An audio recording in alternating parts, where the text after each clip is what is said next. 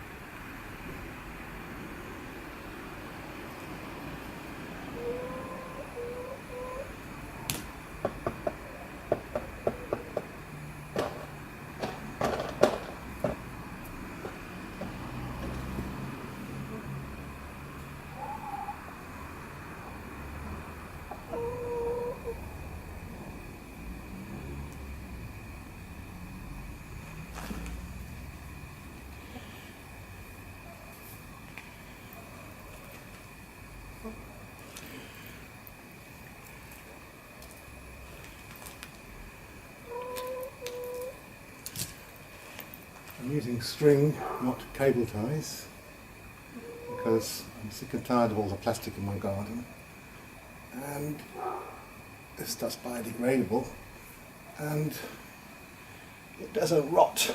That's about 3 years old, that bit of string.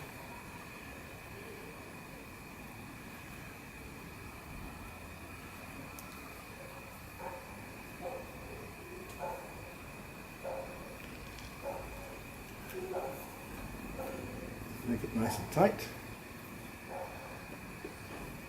because it's going to put up the southeasters.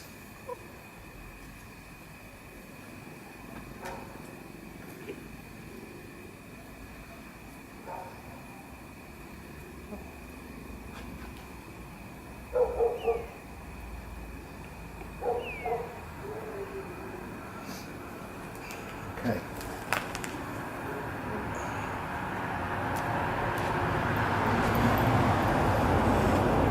These I don't want in my garden. No thanks.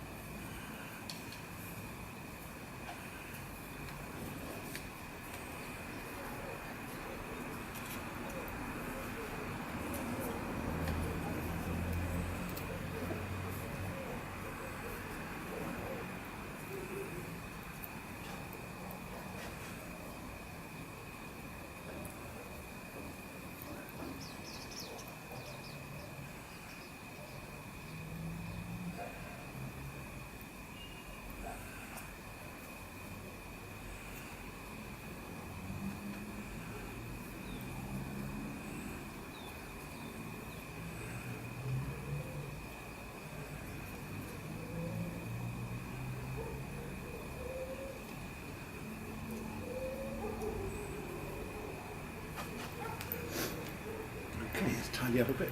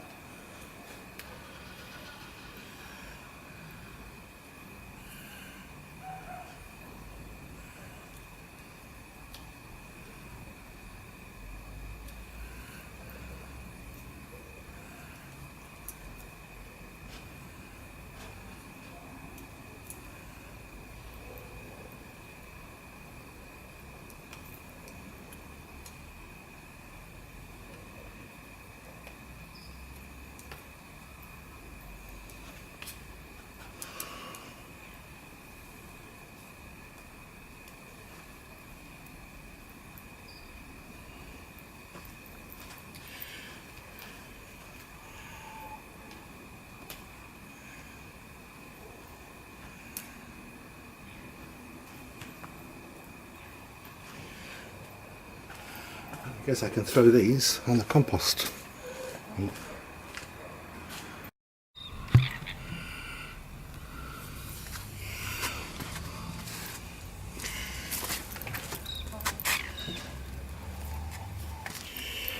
Here are my seedlings, sowed on the winter solstice, roughly 2 to a compartment module, and plenty of roots, so I think they're going to do fine. In fact, I don't think I could have left it much longer before putting them out. So I'll put them down here.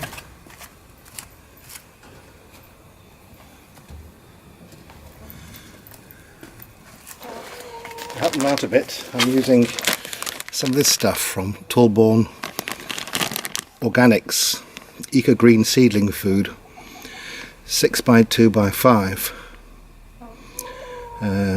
nitrogen, phosphate and potassium. I'm also going to throw in some rock dust, but that's good stuff and it's cheap, and it really does give things a good boost. They say you should sprinkle 200 grams per square metre, 2 handfuls per square metre. I might just put a bit more in than that, but I have to go get my rock dust now. Hold on.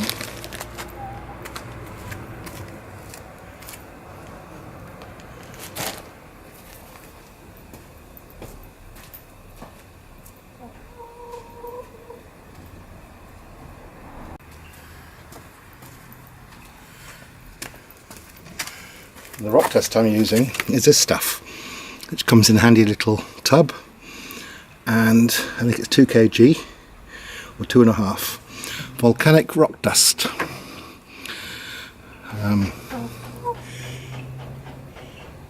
Contains 72 plus minerals and trace elements. And I recommend using 1 teaspoon per seedling or pot plant. So let's just put some in and see how it gets on. This stuff was for 50 rand, which is about, let's think, £3.50 or so, $5, something like that.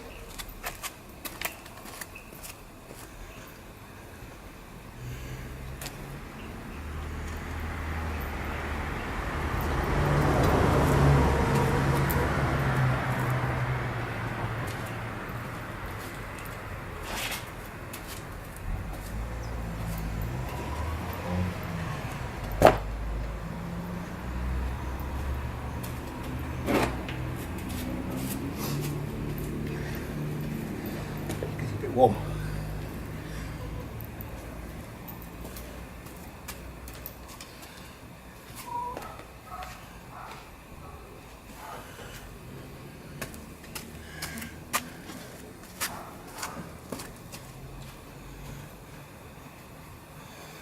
I'm not sure whether that's supposed to be an innie or an outie here. That is to say, do we plant inside or outside the support trellis? I'm going to go for, given the wind, at this stage inside.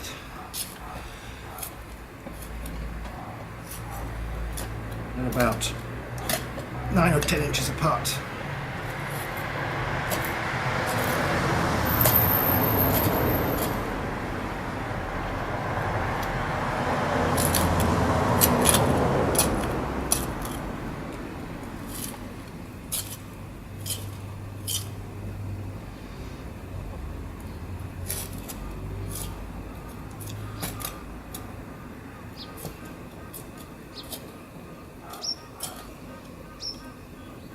Piece of wood.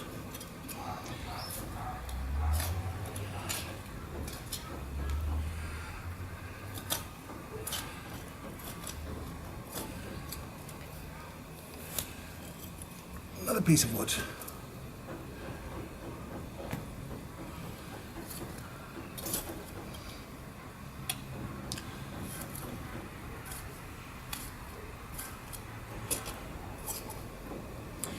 Okay, now a bit of rock dust.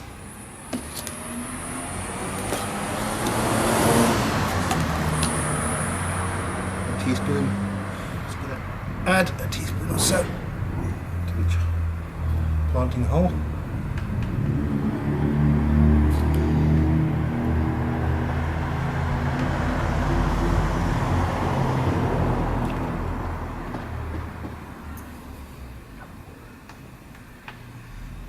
I don't think you can add too much of this stuff. I think it just goes into the soil lovely.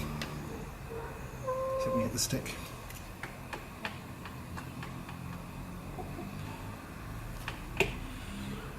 Okay. And then some of our turbo organics.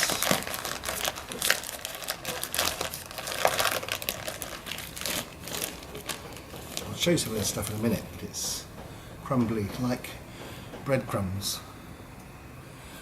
Some of that goes into each hole as well.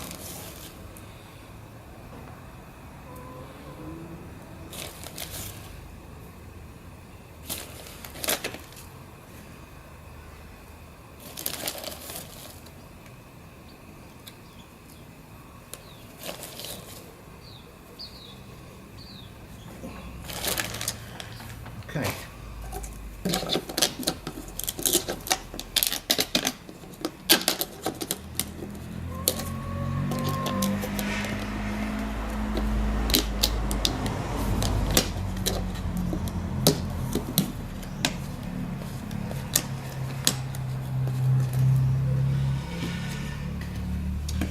I've also got here my nice Nordic compost from my sister's garden, which I'm going to use, I think, to cover them up.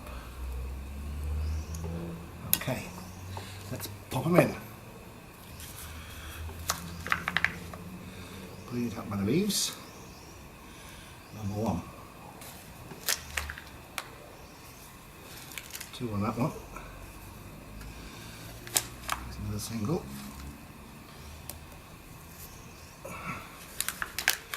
These are all doubles.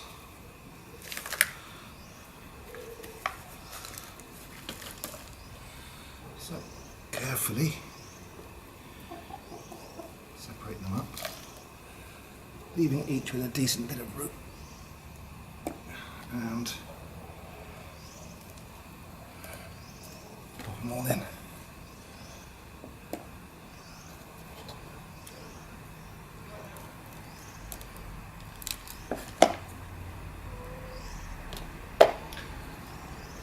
Perfect. I've got enough. 1 to go in each planting station.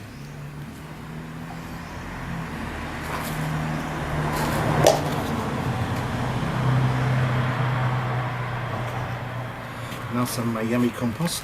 This stuff is beautiful.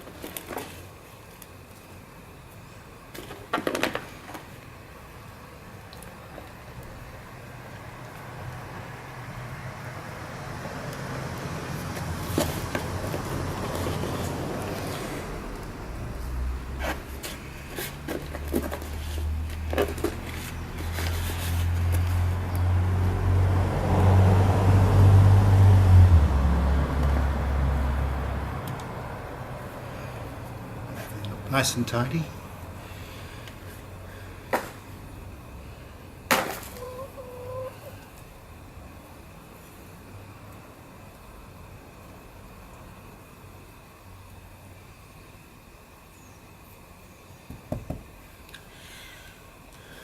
Structure's nice and sturdy, bit of give in it, but other than that I think it's fine.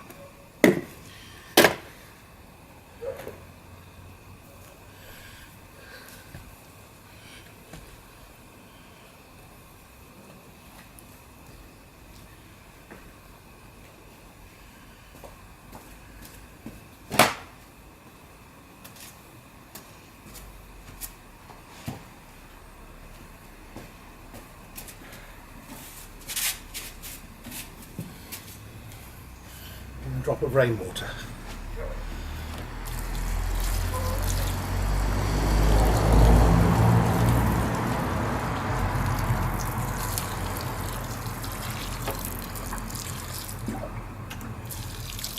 A bit of watering in. And the rainwater is the same temperature as the soil and the air around us. No shocks with the plants.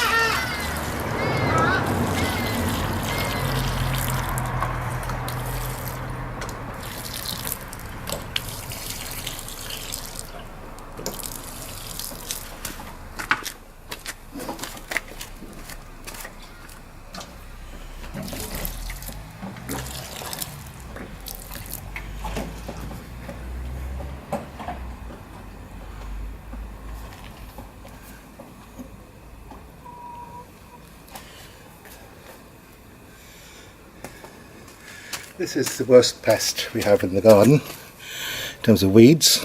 It's a little allium. It's a wild onion or a wild garlic. It smells like garlic. It puts up these wonderful white scented flowers in spring, and it's quite easy to sort out. Pull it out, but it does grow everywhere, as you can see, wherever it gets a chance, because those lovely flowers also give off reams of seeds. It'll grow on the compost heap, so I'm going to leave it up there for now to dry out. And before I finish, I'm going to just show you a close-up of the runner beans. And that's where they're going to grow. And I've planted them south-north because this corner of the yard here is open to the sun in the afternoon and evening. So even though I normally plant east-west to make the most of the sun, I don't think this corner is going to be a problem. Potatoes are east-west. I should probably put that bed in east-west as well, but I don't think it really matters. We get so much sun in summer. I don't think it's a real problem. Broad beans are standing up nice and sturdily. They were transplanted 2 days ago, and I'll put some sticks in soon and get them firmed up. You can see that little onion there all along the edge here. There it is, but like I say, it's not a huge problem. I don't have bindweed and I don't have couch grass. I have grass, which is a standard sort of Kikuyu type South African lawn, but that's something that's a little bit like couch grass, but you have to yank it out by the root, and if the root breaks up, it makes a whole lot more grass. You might be interested in this. I don't know if you get this in Europe or North America, but it's what we call soup celery. It's a perennial, and that'll be a huge bushy plant, maybe 1/2 metre tall. We use the leaves in soup, and the young leaves will be in salads, and they are delicious, and it's no trouble at all to look after. It tolerates drought, and it tolerates not being fed, and just seems very happy in this corner of the garden. It is slightly shadier this side because of the house behind me, but that's soup celery. My friend in England hadn't heard of it. It's not lovage, it's something different. I'll look it up on the internet and see if I can find out what it's called. Anyway, that's about it for tonight. I'll sign off. Lovely, peaceful, still evening. We had a drop of rain this afternoon, but it really just moistened the soil rather than doing anything more than that. I had about 4 or 5 centimetres. In the little cage here, the peas are happy.